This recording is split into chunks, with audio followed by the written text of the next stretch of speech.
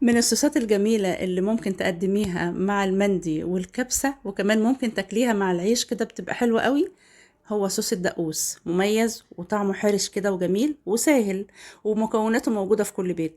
هنجيب الخلاط او الكبة ونحط فيها طماطم وفلفل اخضر، وممكن لو عايزاه سبايسي حط لك قرن سبايسي احمر او اخضر بيبقى حلو قوي، ونعناع فريش ولا غنى عن النعناع الفريش، وكزبرة خضراء وبرده لا غنى عن الكزبرة الخضراء، لان هي اللي بتميز طعمه. يعني ما ينفعش تحط شبت او بقدونس او كرفس، لازم كزبرة خضراء. بعد كده بنحط كمون وكزبرة ناشفين وشوية فلفل اسود، كمان شوية شطة. لو انت حاطة سبايسي خلاص ممكن تستغني عن الشطة. كمان بعد كده قلنا شوية ملح بقى. ما تكتريش ملح قوي لان الطماطم بتبقى مززة شوية، واحنا حطينا ليمون كمان اهوت، وهنحط شوية خل. فاعتقد ان انت مش محتاجة تحط ملح كتير. في الاخر بقى دوقيه وشوفيه لو محتاج او لا. وفي الاخر خالص خالص بقى بنحط شوية زيت. تمام. بنضربهم في الخلاط او بنضربهم في الكبة.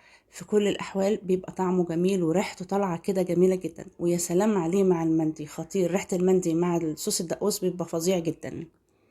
بعد كده بنحط على وشه شوية زيت كده، ولو عندك ورقتين تلاتة نعناع ممكن تزيني بيهم، وبيبقى حلو قوي قوي. واللي يتفضل منك حطيه في التلاجة وغمسي بيه بالعيش مع حاجات تانية، بيبقى حلو قوي قوي.